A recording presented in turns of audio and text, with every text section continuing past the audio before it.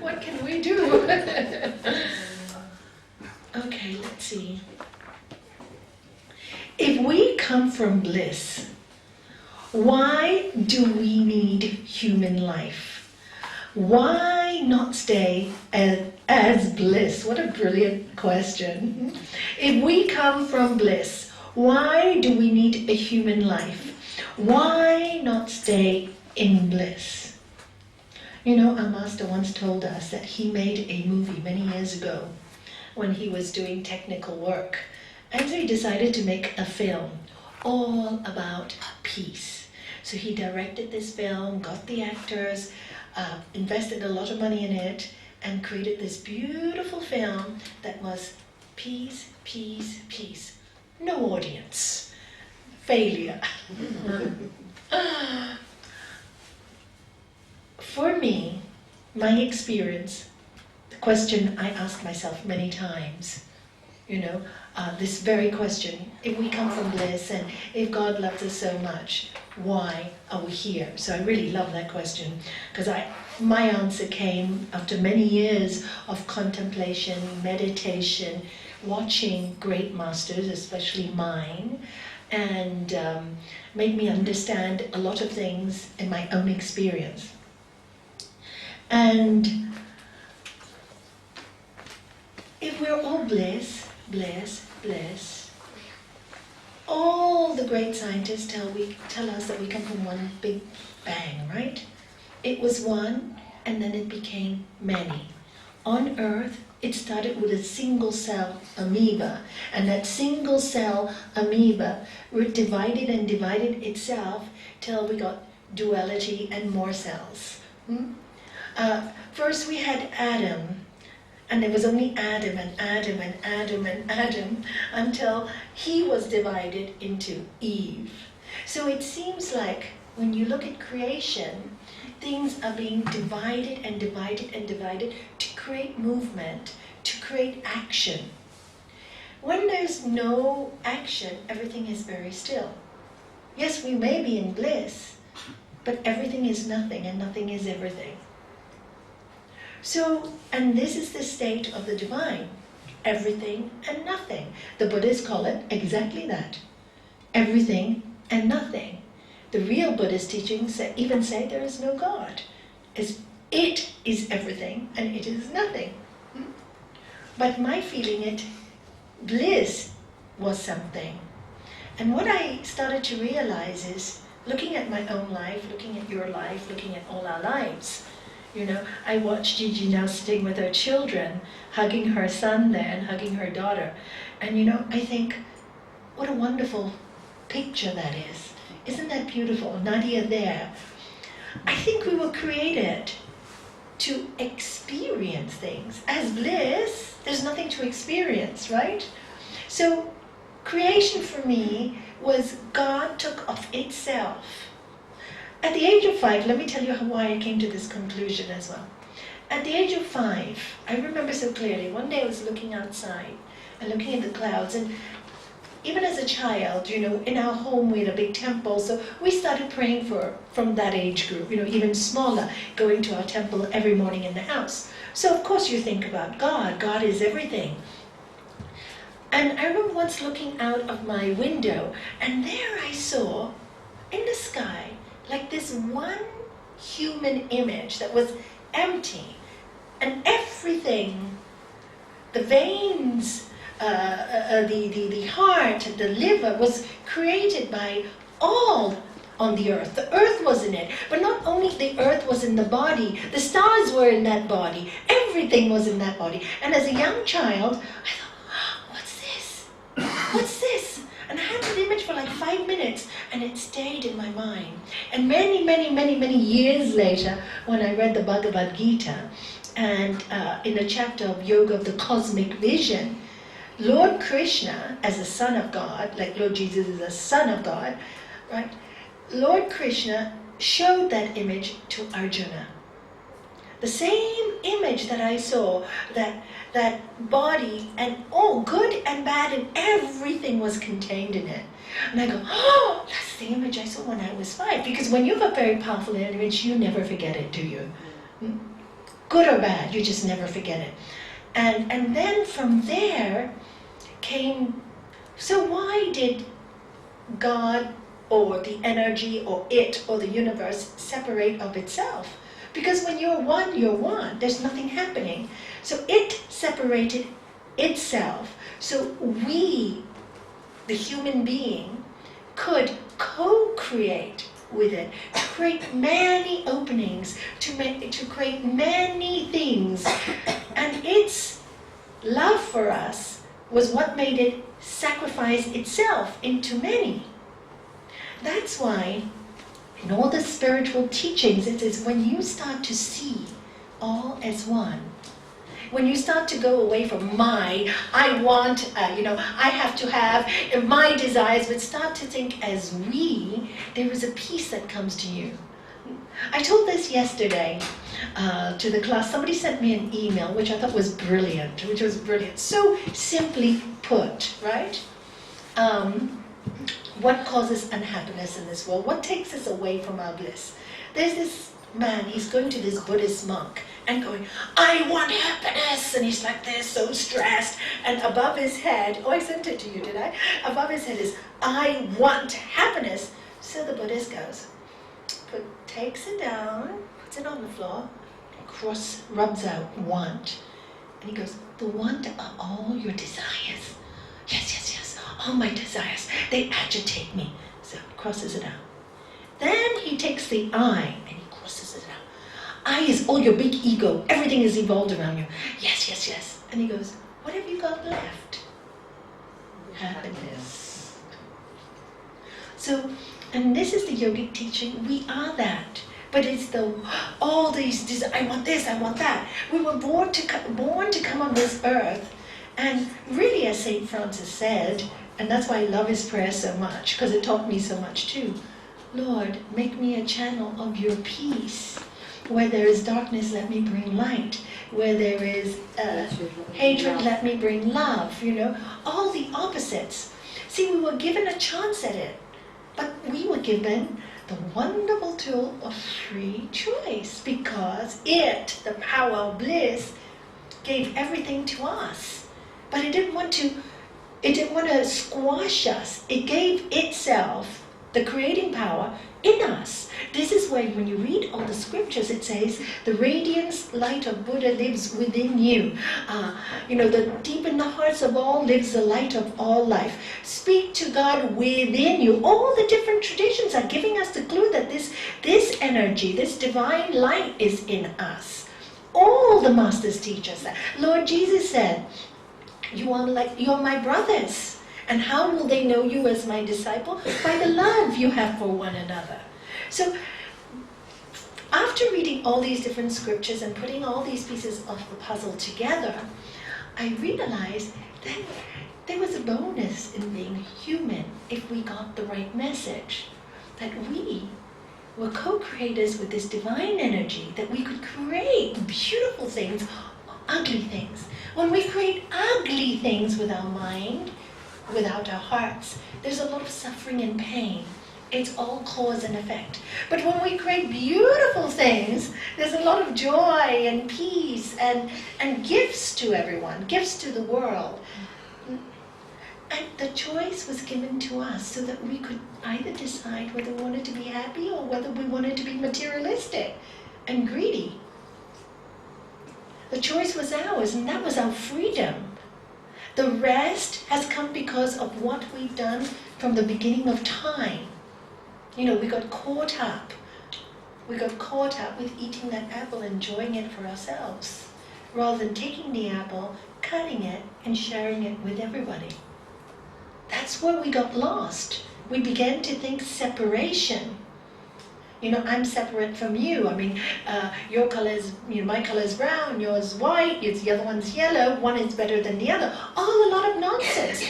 Color was made for variety, for fun, for enjoyment. And if you can love it all, for me, loving all the different religions makes my life so interesting. Because you can walk into any temple and pray, any church and pray, because one is the same. It's all to do with connection with that source. And when you connect with that source, he puts you on bliss, or it puts you on bliss while you are living. So we have a double experience.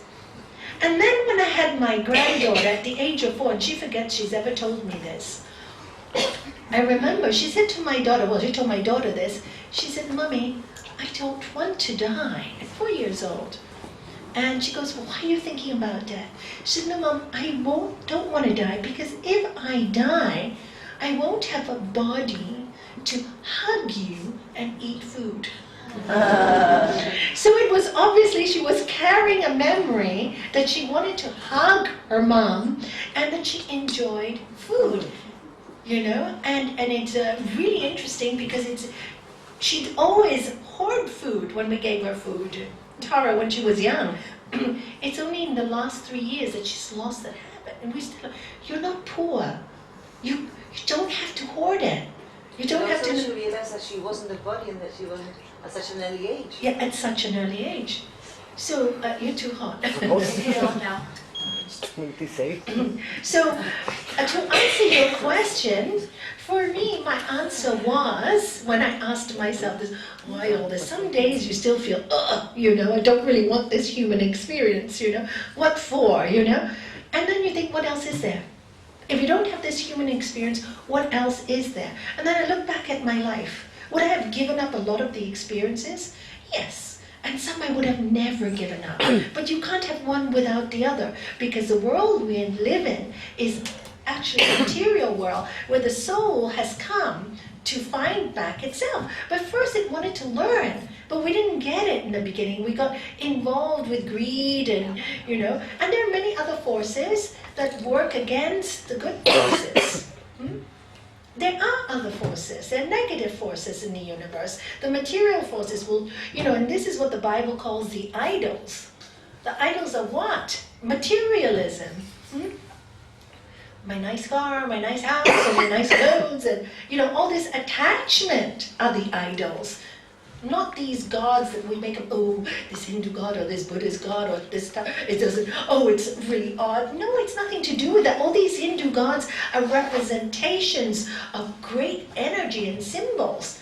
And there are many, many, many planets anyway. Who's to doubt that they don't exist? Who's to doubt that? There's so many planets, we don't know who lives where. You know, the galaxy, nobody can see the end of it. Nobody. We don't have equipment. So what? How many Earths are there out there? We think we're the only Earth. So there's a lot of contemplation, and it's a very beautiful question, whoever put that out. And so that's why, when you realize that life is an experience, you tell a story, a chapter of your book, would you rather not have a story? Some people will say yes. But then why are you here? Why are you here? You must have originally wanted that story. You know, and that's my answer to that question. I hope it helps you, because it is what I, you know, asked for a long time and came up with my own conclusion, that this divine energy just loves, like the sun, just shines. And then we have the world with what we call them the gunas. The gunas are the forces. It's like the atom. It has a proton, neutron, and electron. The gunas are positive energy, which is sattva, dull energy, which is tamas, and activity, which is rajas. And this is what the universe is made of. We fluctuate between these energies. And this exists in everything in nature, including ourselves. We have the 5 elements in this world as well. You know what they are, right? Earth, fire, tell me? Water, air, ether. All these 5 elements is what, are you okay? Do you need some water? I've been drinking. Okay. All these 5 elements, no problem, don't worry, a cough is a cough. All these 5 elements are what the earth is made out of. We are made up. You know we are made up of those 5 elements too. So all of us are made up of these 5 elements. So they all come within a law, a universal law, a grid. This is the way there are certain laws on this earth, universal laws that we have to abide by in order to experience bliss. Because we live in duality, we need these laws. This divine being, call it bliss or God or whatever you want to, is beyond these laws. Beyond these laws, because it's not in duality. We are in duality. So there are certain universal laws. Some of the universal laws cause and effect. As you sow, you reap. Law of entropy. Everything deteriorates in time, including ourselves. As we get older, everything starts to deteriorate, right? And it's a law. It's just the law that comes with this universe. And we think we are entrapped in this law, which makes us miserable. So we start to want to control it. I don't want to get old, wrinkles, Botox, this. But no matter what you do, you still have to die one day. There's certain laws, there's certain things that are going to happen. And it's the resistance of this law that makes us unhappy. We lose our bliss. But if you take away, like this Buddhist monk did, take away the I and the want, you're already happy. Look at your life when you are really happy, when you're really in bliss. When you're sitting down and you think, You're not wanting anything at that moment. You're not thinking I at that moment. You're just, do you know those moments? There's just happiness. And that's such a good way to be happy. Do you need something, children? Would you like to lie down? No, lie down. Good, that's good. Jeremy, would you like to lie down? Or are you comfortable there? Okay, thank you. So look how good they are. And Jessica, and Mia wants to be with her mom.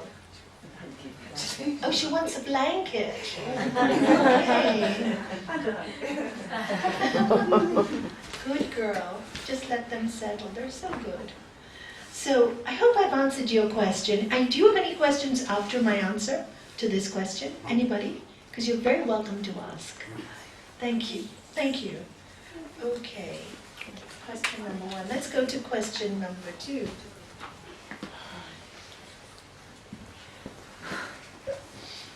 Is it better to do right for the wrong reasons or to do wrong for the right reasons?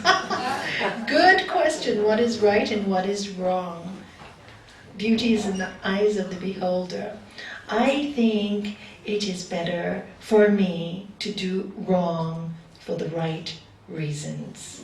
And I'll give you a simple answer to that because I just told somebody that this afternoon. When I was 17, and being an Indian girl from an Indian traditional family, girls didn't go to university. But I had this wonderful desire to study and study and study. And of course my parents said no, that my brothers went, all 3 went to university to the States, but I was a girl and I couldn't go. So I rebelled. But I knew why I was rebelling. My father said, you don't need to have a job, you just have to get married. Oh my God, that was like for me. I don't want to do that. I want to study, I want to learn, I want to grow, I want to paint, I want to learn, I just wanted to learn. So what I did is, there was an advertisement in what we call the South China Morning Post, Hong Kong's newspaper, for a job to sell real estate, funny enough, And I was only 16 and a half, 17, I'd finished my GCSEs, and I got brilliant results. So I decided to rebel and I put myself in the job. I just got up one morning, my mother said, where are you going to work? Where are you going to work? I got the job immediately, which was lucky.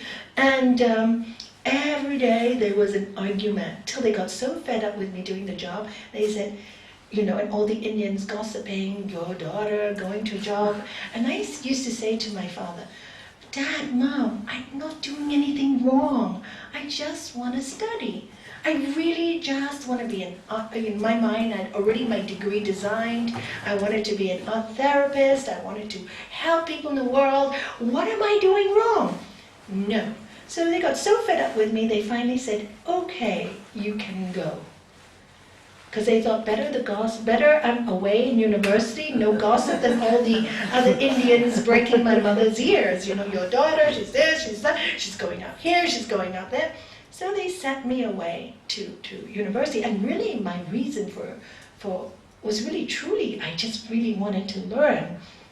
So I did my degree, and you know, I went to a very avant-garde university where I said, I would love to be an art therapist. Can we create such a degree? And they created it for me. So I took so many units as psychology, and so many units with all the fine arts, dancing, music, you know, drama, all of it. And I loved studying. I just absolutely loved it. Now, many, many years later, my father comes to Gibraltar, and he saw this center, and he saw some paintings on the wall, and he saw I had helped my husband in the business. I could decorate windows, and he said to me, you know what? I am so glad that you fought to go to university, and I'm so sorry.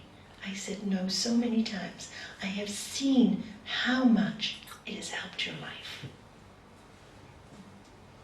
So, from my own experience, what was wrong to them was so right to me, because I wasn't purposely causing pain, wanting education and wanting to be a better person, you know. But of course, from their point of view, I also understood it was their generation. They thought I was doing wrong. They really believed that, you know. And I really didn't get angry with them, but I just had to go and do my own thing.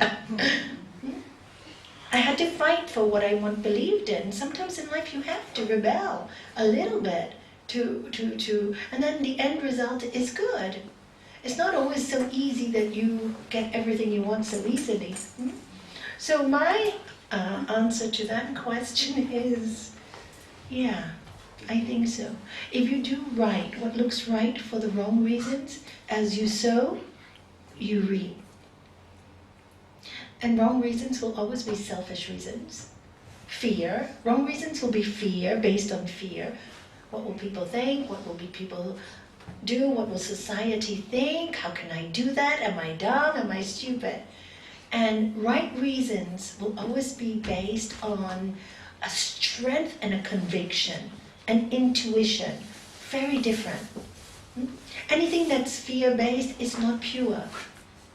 In the Bhagavad Gita, chapter 12, it says, those who know me, knowing the divine energy, cannot have fear, guilt, and worry. This awful guilt or fear, you know, I can't get on in life, you know. And so my answer to this question is definitely always do the things for the right reason. Sometimes it looks wrong to the world, but if you have the right reason in your heart, you only answer to God. And sometimes in my life, I've had this dilemma many times. And I've always learned that when I follow my heart and not follow the world, and I tell myself I only have one boss, the Lord of love. For me, that Lord is love.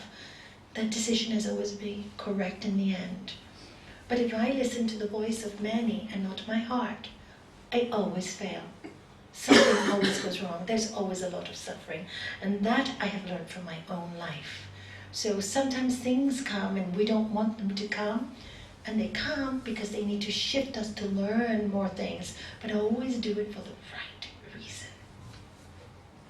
Even though you're told, the whole world tells you you're wrong. Okay? So, and many times in my life I've been told everything I was doing was wrong. Like setting up this center by many people. You'll never so much responsibility, you'll never be able to do this, blah, blah, blah, blah. Why are you doing it? There's so much stuff. Who are you to do it?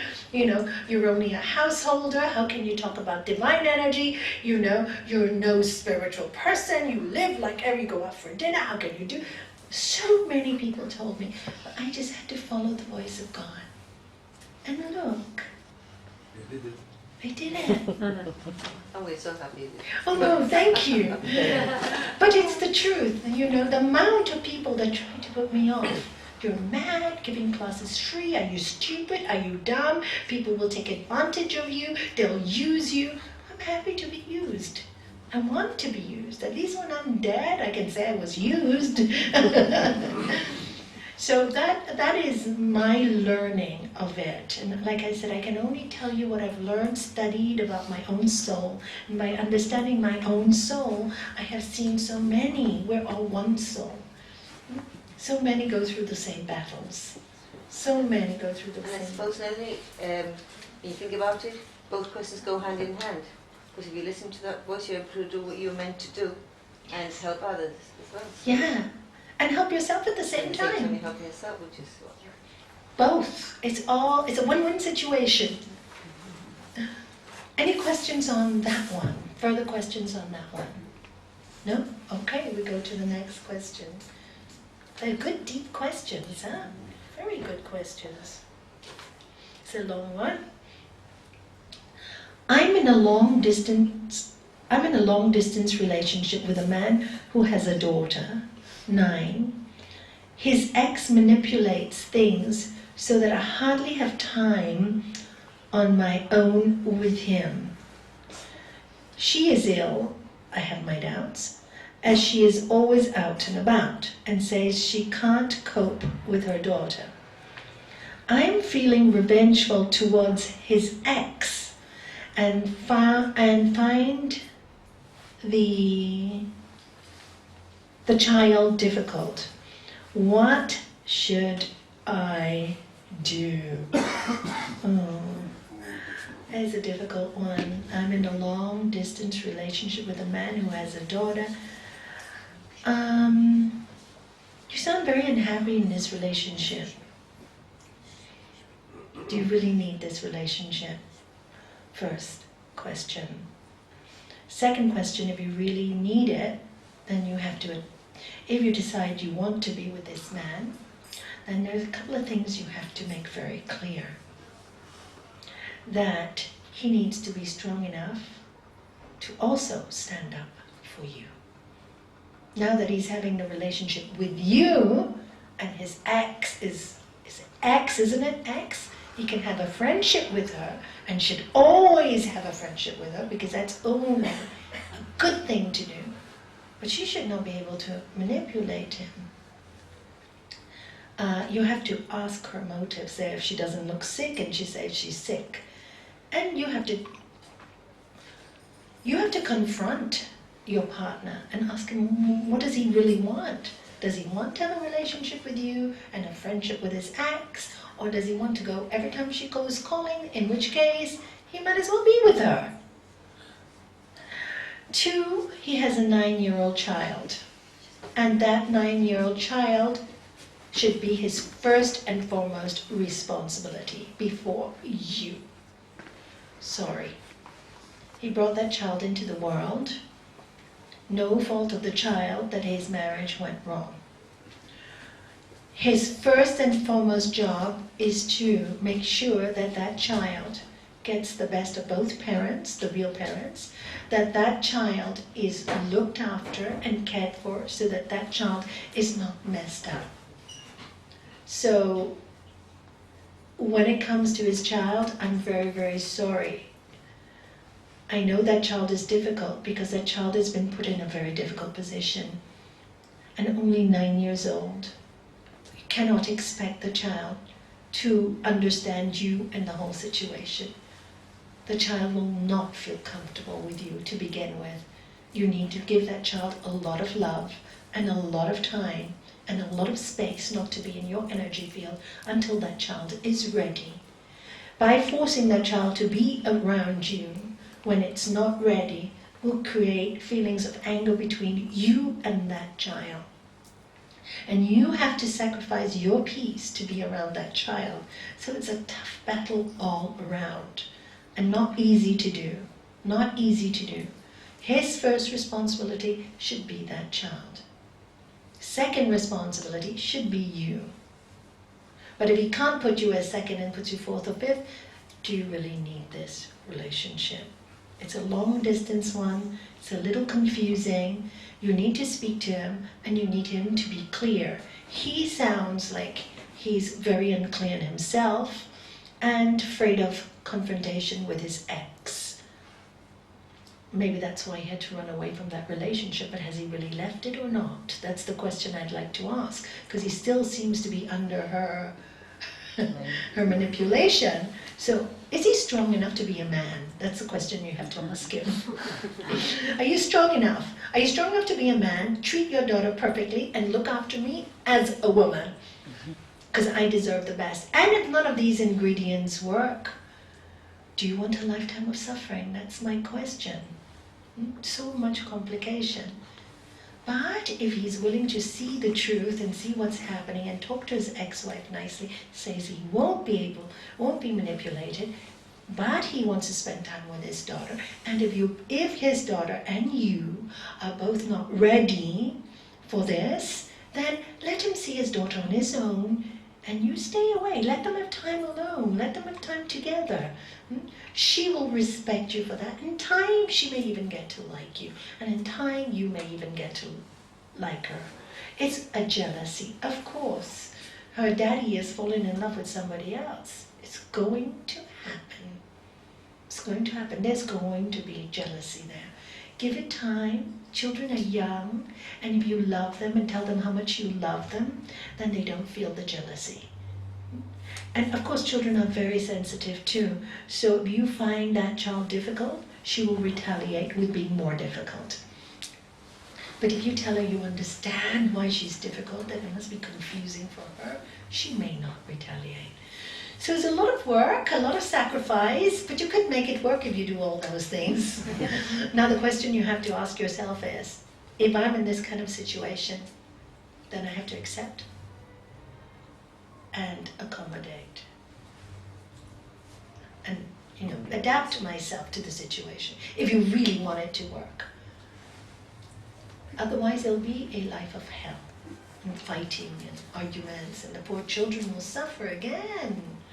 They don't deserve that. So be very clear to your partner. Take him out for dinner and say, let's be really clear.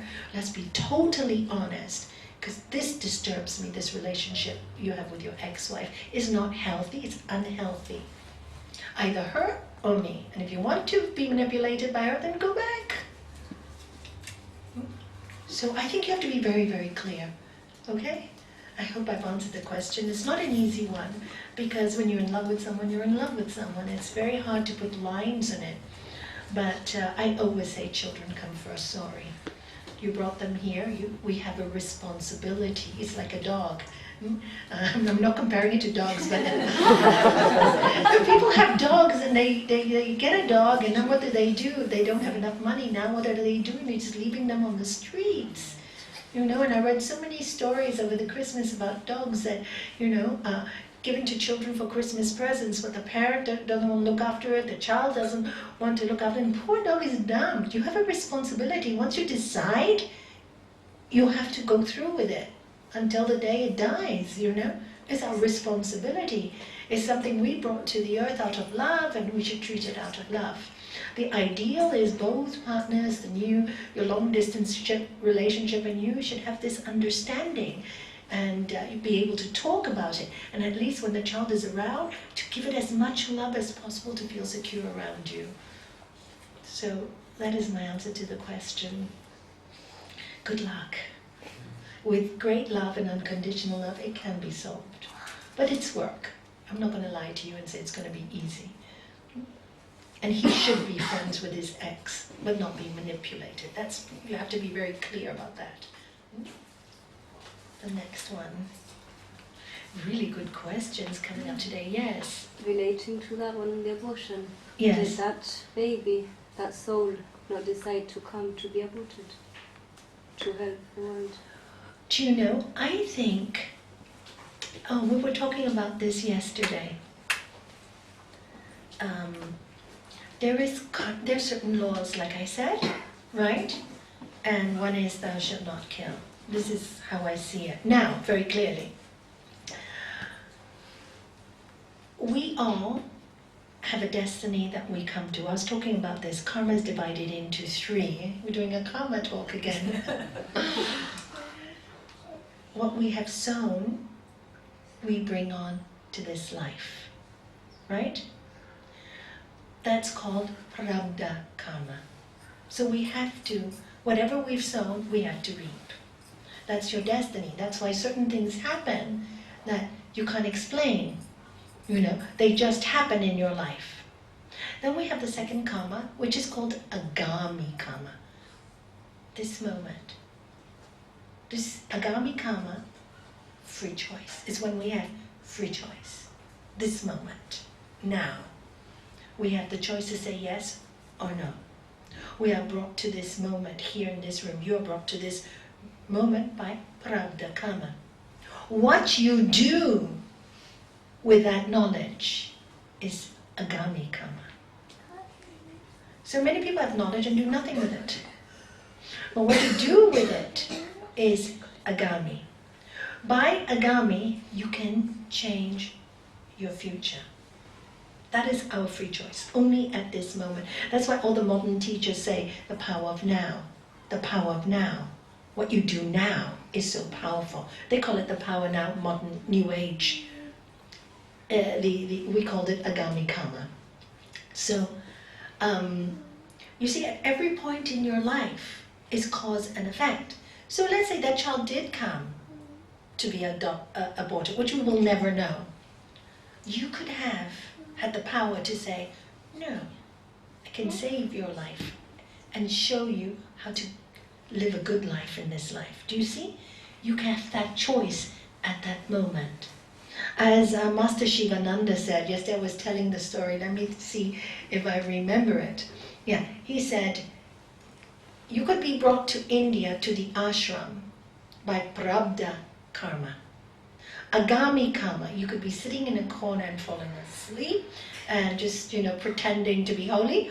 Or you could be joining in the kirtan, joining in with the sangha, and in Spanish you say, disfruta el momento, no? Disfruta, you live, you take the fruit of the moment. Or you could be sitting in the corner and just thinking, that's agami karma. That's self-effort, he calls it. He doesn't even say agami. He said self-effort. You need self-effort to take yourself out of ignorance. Otherwise, everybody says, this is my karma, why bother to do anything? Self-effort can change your future. Knowledge, in the Bhagavad Gita, it says very clearly, and I always quote this one because I love this one, just as fire burns fuel into ashes. Yeah?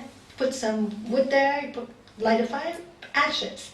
So does a man or woman with knowledge, burn their karmas. So what is about to come, maybe you did something really bad in a lifetime, but this lifetime, you're changing everything. Then you change your karma. I'll give you a story about karma. There were two very, very good friends, and they were walking along the road, right? One was a thief, and the other one was poor, but he was always going to the temple, always doing good, always sharing, always loving. One day he's walking with his friend, the thief, and he's telling his friend, why do you steal? Why do you do this? Why don't you come with me to the temple? Why don't you do good with your life? Suddenly, in front of that man, he finds the thief. In front of the thief, there's a bag of gold coins, and he laughs. He said, you see, you and your God. I'm a thief, and I get a bag of gold. I find a bag of gold on the floor. Ha, ha, ha, ha. So much for your theory. So this poor guy runs to the priest in the temple, and he goes, I'm so confused. Is it worth me doing any good? Why should I do any good? Look, he's a thief, and he gets all the gold. And me, I pray all the time, and I'm so poor. And then the priest laughs, and he said, in his last life, your friend gave a lot of money away. He was very generous. So his karma in this life was to get the money. What he hasn't realized is he didn't need to be a thief to get the money.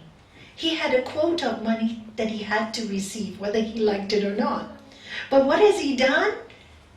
He was going to be rich anyway. He could have done it in an honorable way. But now he's created a bad life for the future life. You were a thief in the last life. and you kept on stealing so much from other people. So this life, you don't have much money. You're poor. But what are you doing with this life? You're planting such good seeds for the next one. So it's a scientific law. It's cause and effect. We all know it. You know? Einstein, what does he say? For every action, there's an equal and opposite reaction. It's science. There's certain laws of the universe that are just there. So that's why, that's why you have the 10 Commandments, and that's why the Buddhists have the 8 ways of living, right thinking, right words, right this. It's 8 ways of right meditation. Even right meditation is there. Right way of making a living is there. All this is there. The eightfold path. It's called Buddha's eightfold path. We have yama niyama. The Catholics have the 10 Commandments. They're all universal laws, that's all it is. If you look at it, it's quite scientific. If you study the laws and you live those laws, you see, even in Sri Patanjali, which Lakshmi has asked me to do when I come back from Hong Kong. I'm here next week, but the week after, when I come back in 3 weeks after that, to start with Sri Patanjali with all of you, again, just for revision. I will do it, because she's asked it. And, if you read it, and you study that scientific book, my God, you see, it says, by the practice of non-violence, all hostilities cease. Why? Because if you practice non-violence to the world and you're always non-violent, after a time, violence will stop coming to you. You will get your prarabdha karma, what you did in the past will come back now, but after you've exhausted that, it will stop. And only positive things will happen to you. So hostilities will cease. Oh, that's why you get all these saints and sages speaking to animals, because even animals can't hurt them. Even animals can't hurt them. Because all hostility cease to one who doesn't give violence out. That's why people can work with all kinds of animals, and animals work with them so easily. So, as you see, there are just certain facts. So, to talk about karma, to answer your question, we don't know why that child has come, and we will never know. All we know, sometimes there are some questions that you can never answer. This is what I have learned from my life. There's no answer. Why did you lose your dad so young to pancreatic cancer? When he did everything to fight it. He tried all the natural means as well. He was positive, he was great. Why did I lose? You cannot answer why, when, what, but what you can do, and is what you did do, is by your self-effort, you try to help yourself for the sake of your children, by being happy, for the sake of others, to show that you have to carry forward. So you used your self-effort. Didn't you use self-effort to get yourself from the dark? That is self-effort. Many people, and your mom is a brilliant example, many people can sit in a corner for days and say, why me? That's not self-effort. Yes, you've got the prarabdha karma, but now you're making new misery karma for the future. Do you see? It's just the law of life. There's no punishment. There are many, many, many questions that we will never have the answer for until we lose our bodies, and then we'll get all our answers. But I'm getting a lot of my answers while I'm living, so that's pretty good. I'm getting most of my answers very quickly nowadays. That's why I say contemplate, think on your life, be aware of what you are doing all the time, be in that connection with that divine force, so that you sow good karma. And it really doesn't matter what the world says. They may think you are wrong. They may think that what you're doing, but if your heart is pure, blessed are the pure, they shall see God. Keep your heart pure, full of love, full of kindness, full of goodness.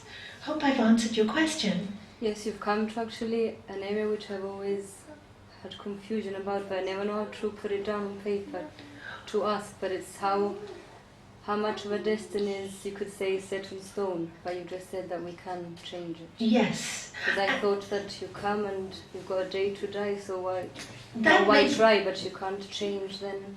That could be prarabdha karma, and if you go further in the study, you can even delay that. All the yogis tell you that. So yeah, in fact, when I was in Sri Lanka the last time, I met this yogi, and he said to me, he said, oh, I have these practices, intense practices that I can teach you so you can live a long life, 120, calm. I'll teach you. I said, you know what? I have so much work to do. I have no time to do those practices.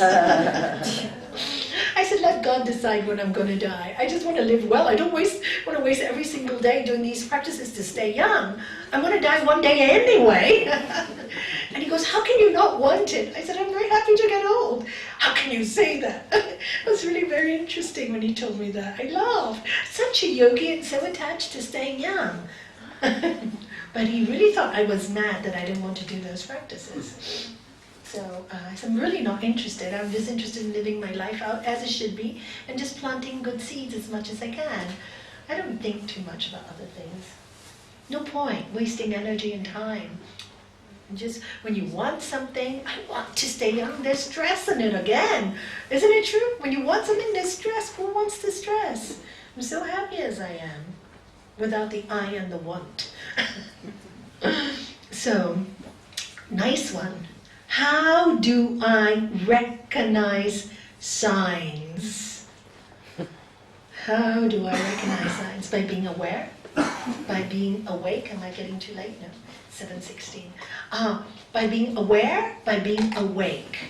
The only way, first of all, you have to develop the ability of being aware and awake. Sorry, she needs to get in. Sorry. No, I will work here, it's fine. You sure, Mia? Is that okay? Is it here? Here we go. Okay, thank you. Yes, the front seat. Thank you. Take care, Jessica. Take care, Mia. God bless you. Look at those three babies sleeping in this one. They're so good. I love to see children hear them. It makes me so happy. How do I recognize signs? Like I said, by being aware and awake. How do you develop that talent of being aware and awake? It's a gift we all have. You nurture it by meditation. You nurture it by meditation. Why meditation? Because you're sitting quiet. When you're sitting quiet, you're learning to hear what your mind is saying, right? It's only when you're quiet you can hear, I'm thinking this, I'm thinking that, right? You can watch your mind think. Oh, I've got this thought, what should I do today? Don't dwell on that thought. You don't need this thought today, And then you've got another thought going, but you can watch it.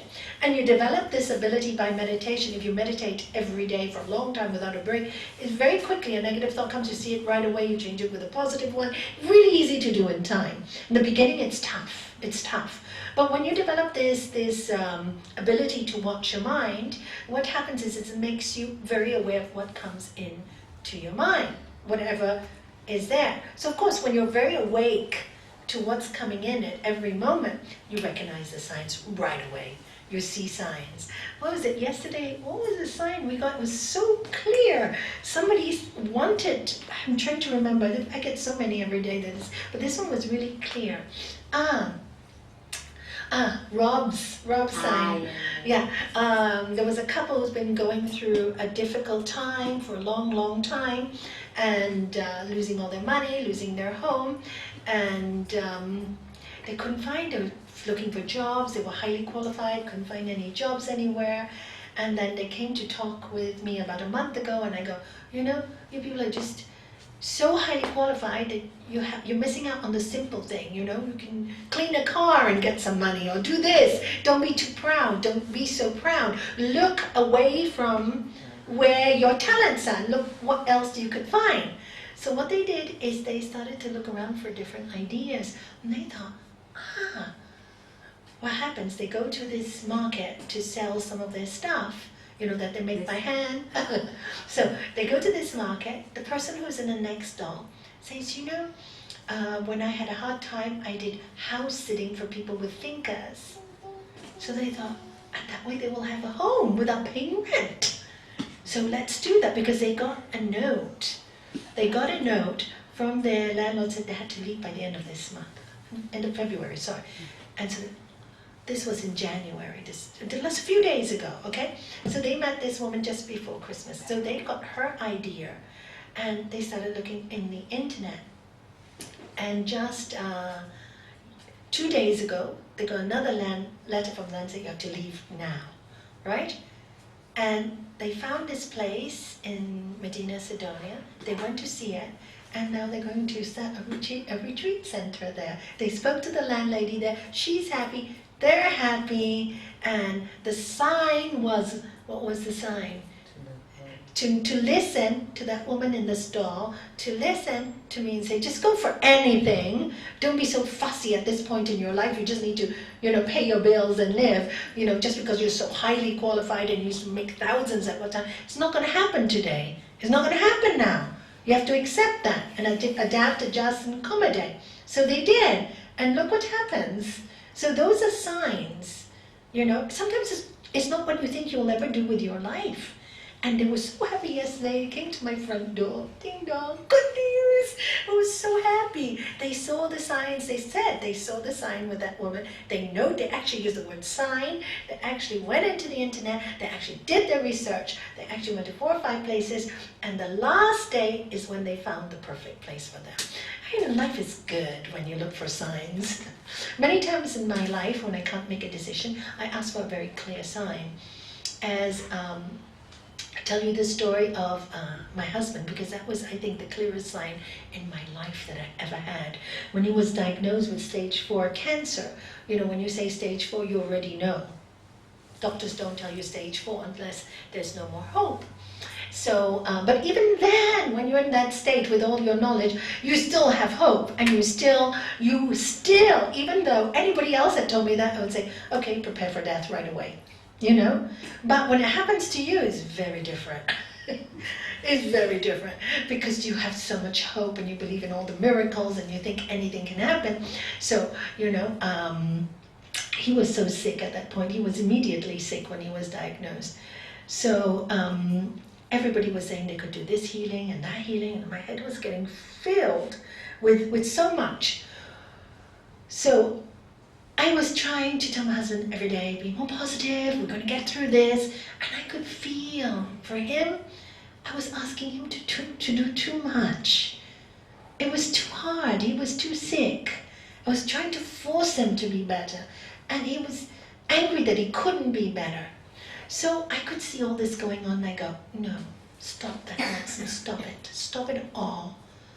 And I said to God that night, I said, please let me know if he is going to die. I want to see a big, bright, luminous butterfly. That's what I said.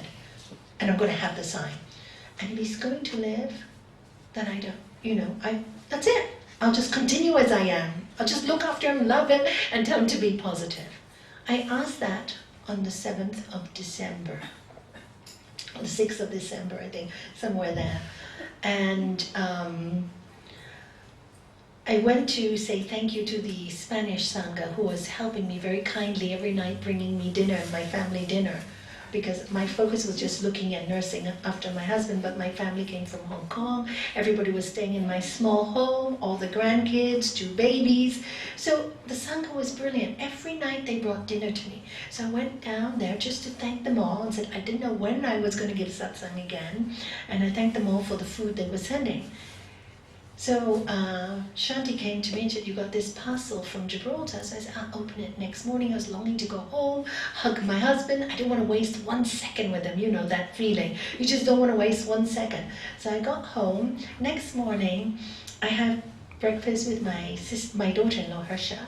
And I go, oh, I wonder what this is. I better open it. I opened this parcel from England. It said, Swindon. I opened the parcel.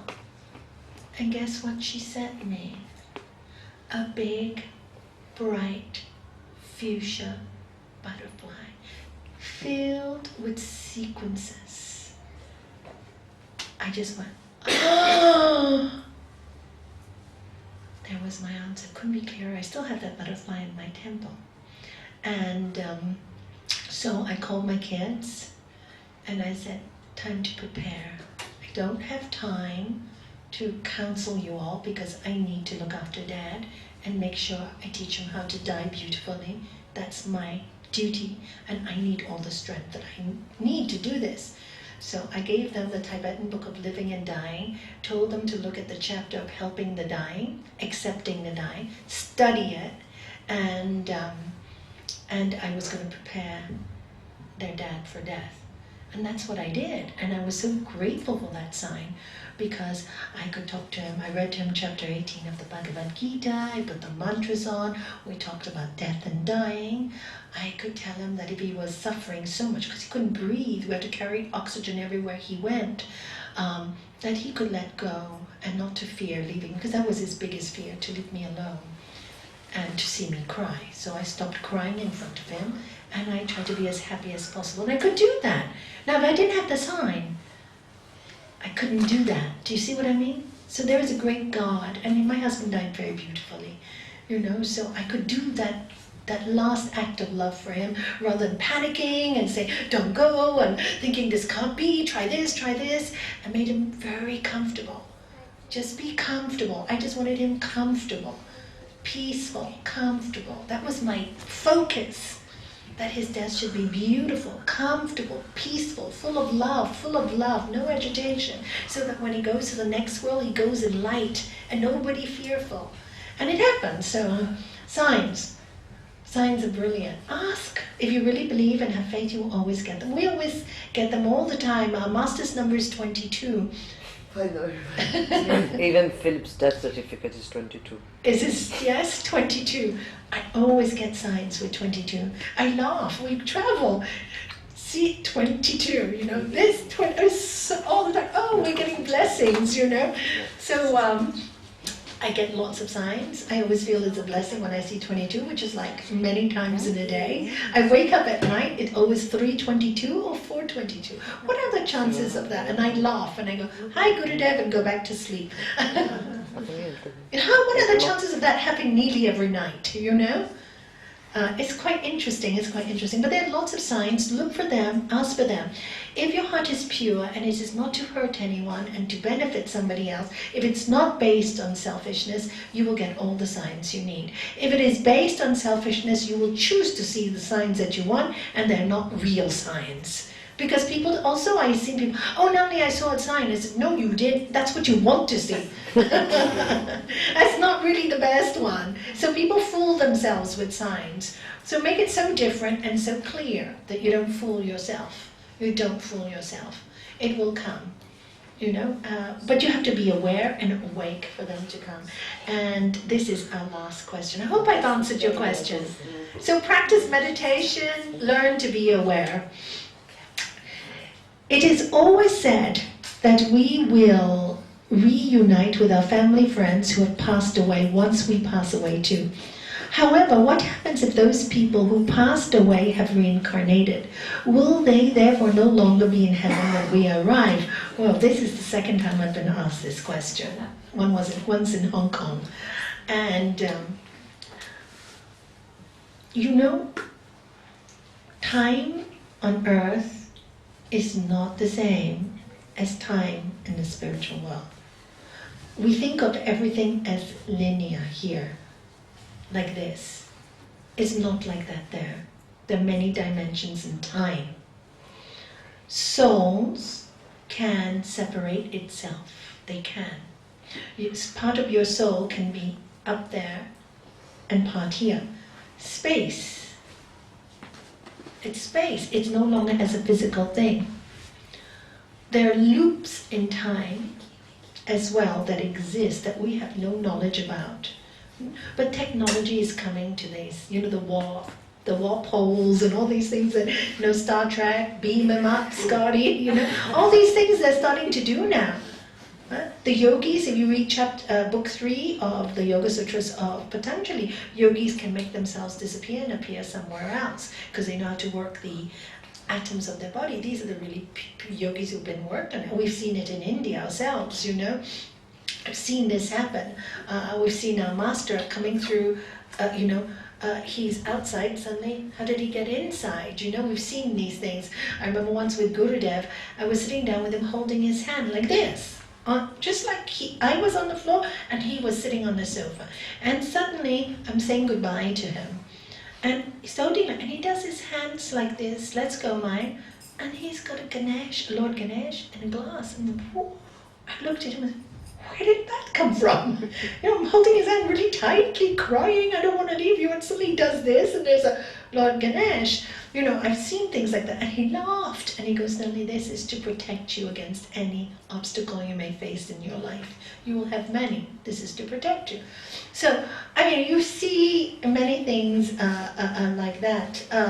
So what was the question? I got distracted. So when people, if they have reincarnated, when you go, if your heart is connected with the energy field, you can see they will come to you on that energy field. It's all to do with atoms and time and coordination, which we work so differently from on this earth as they do on another realm. They don't. Look at a few years ago. Would you have thought of 3D? Right? Now, everything was just 2D, right? Now it's 3D, and you wear those 3D glasses. It's quite something, isn't it? These new screens. Computers, what are we doing with computers today? So in time, a lot of these questions will be answered scientifically. But yes, you can, even if they're reincarnated, because part of their energy field will be there to greet you. And then, when you're there, everything that you need to know will be told to you and taught to you.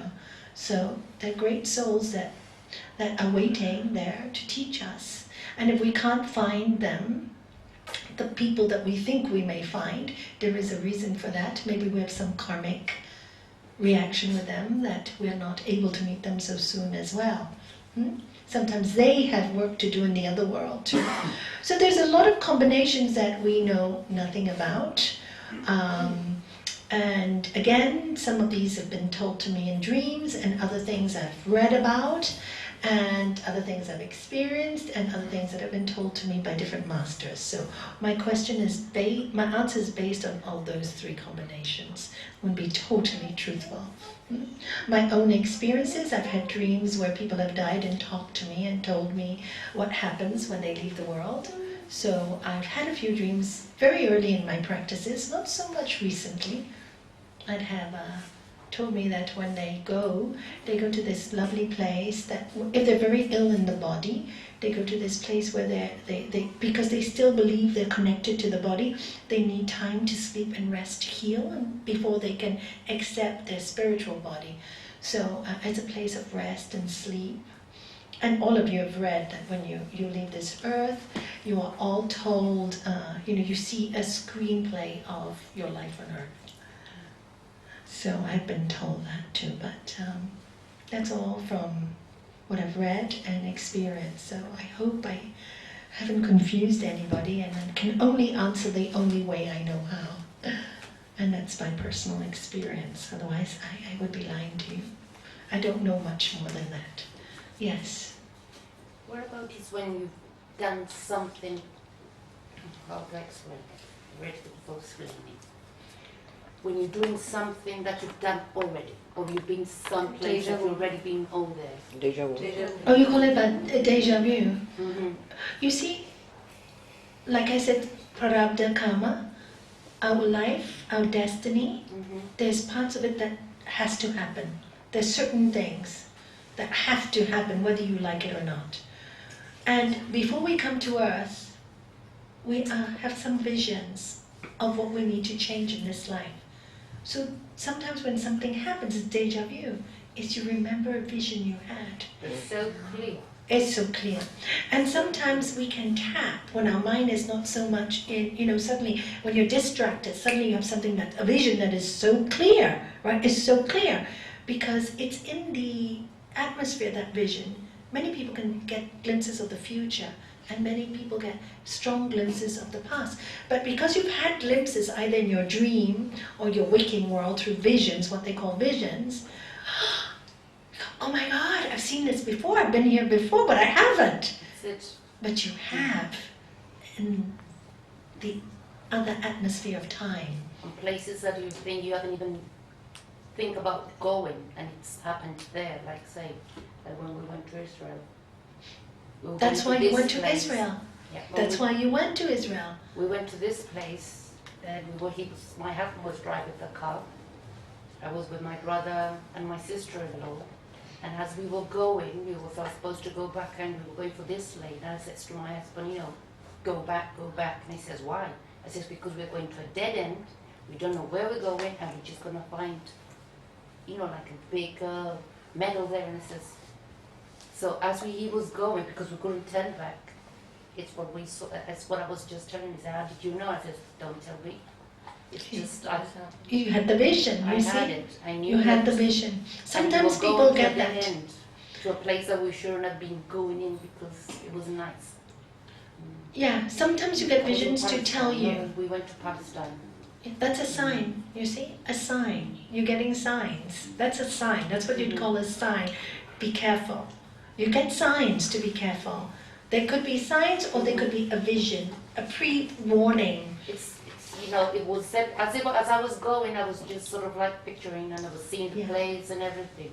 Yeah, that's exactly. I think it was my first time I had this. It's different when you have sort of like been talking. I said, oh, I've just said that before, or someone had told me this before. But this was really. Well, you see, that's how you get to experience these things, because you can actually experience it, so you know that you can look into the future sometimes, right? Because you've experienced it. And many of us have these visions. I mean, my husband was diagnosed in August, I had a vision of me taking out all his clothes from his wardrobe and giving it away. I had the vision, and I went, oh my God, what a crazy vision. He was perfectly fine in August. There was nothing wrong with him, except he had a bee sting, which we thought, and he was getting some lumps in his hand. We thought it was a bee sting. It was actually the cancer showing up. But the blood test showed fine in August. And he was diagnosed 2nd of November. You don't know, you see? So, and I had the vision, and when I actually did take all his clothes to give it to cancer relief in Spain, I go, oh my God. And that vision prepared me for his death. It prepared me for his death also because I had that vision. Yeah, sometimes we can tap into the future. You do have visions. You can tap into the future as you can, tap into places that you've never been. Well, because it's happened to me before, like you dream being for example, my dream, I was working with a guru and I woke up because he woke me up, went to do something, went back to the same dream, woke up again, went to the same dream, and they were actually teaching me something there. Yeah, that's happened to me quite a lot, and I've studied that because I was wondering what that was all about because it feels so real.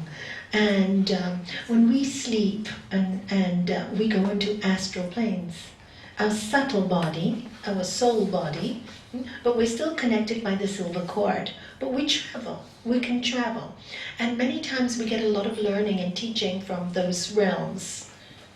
We actually are traveling there to study and learn.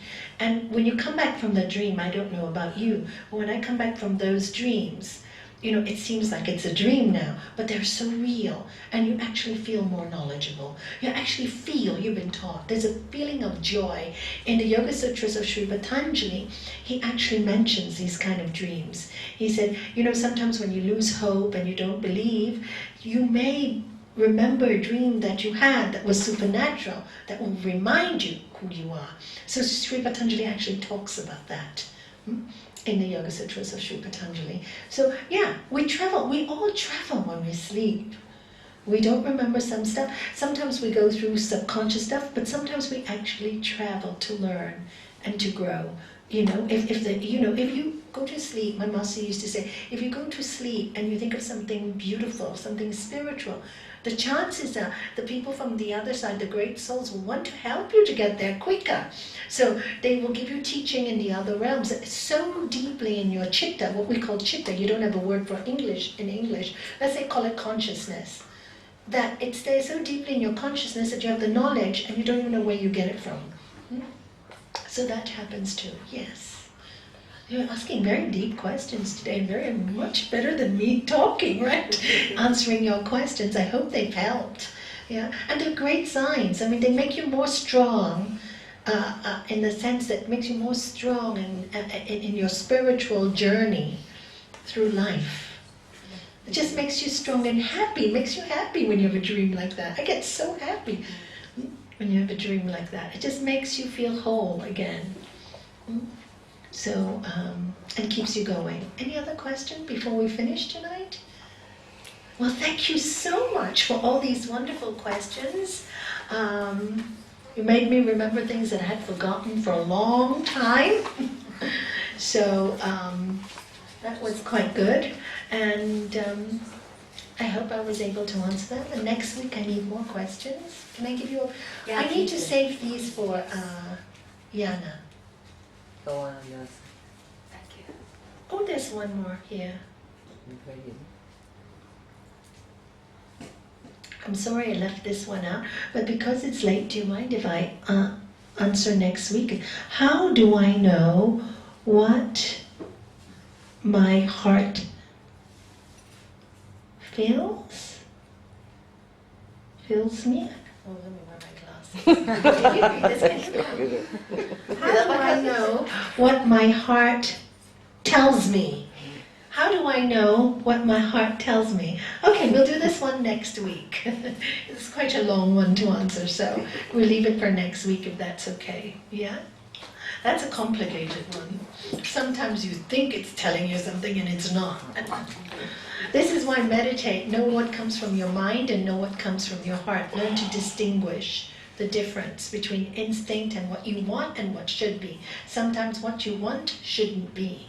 Or sometimes what you want should be, but you need to distinguish the two. And only through a lot of introspection, time with your inner soul, can you develop that ability. That's why I keep saying meditate, know yourself, know yourself, know yourself, know yourself. If you don't know yourself, you don't know the psychology of you, what's the point of knowing all these spiritual answers? No point.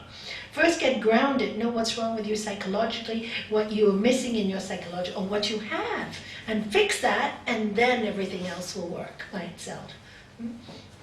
So thank you very much for your lovely questions, and I'd like to, yes. I would say Sri Trambakams for Gita's father and for Peter. How is he?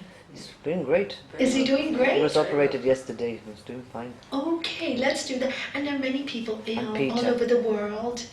And Peter? Yeah, the one you told me about last week. Pardon? Also, and the man from yesterday, he's still recovering, Gavis. He's better, he's stable, but Okay. he's still recovering. And Simon's father. Yeah, he just got news that he goes, yeah. So there's a lot of people ill all over the world. And I got a particular request from Swami Lalitananda in India for a young girl called Shreya.